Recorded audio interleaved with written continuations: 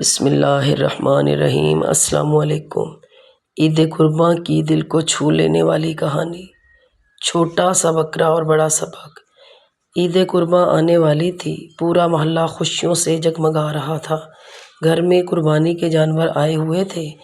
10 سالہ احمد بھی بہت خوش تھا کیونکہ اس کے ابو اس کے لیے ایک خوبصورت سفید رنگ کا بکرا لائے تھے۔ احمد نے اس بکرے کا نام چندو رکھا۔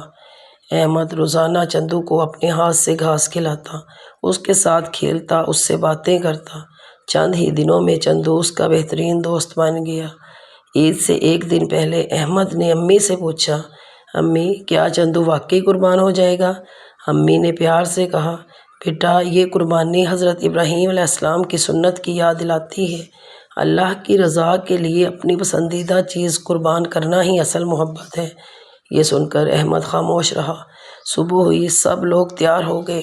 جب قربانی کا وقت آیا تو احمد کی آنکھوں میں آنسو آ گئے۔ اس نے چندو کو گلے لگا لیا۔ احمد نے آسمان کی طرف دیکھا اور اللہ سے بولا، یا اللہ میں اپنے دوست کو صرف تیری رضا کے لیے قربان کر رہا ہوں۔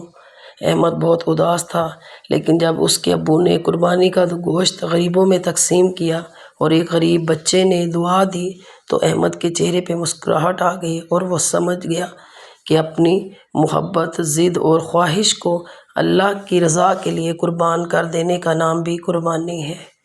عید قرباں ہمیں محبت، قربانی اور دوسروں کی خوشیوں کا احساس دلاتی ہے۔ Please subscribe my channel. اللہ حافظ۔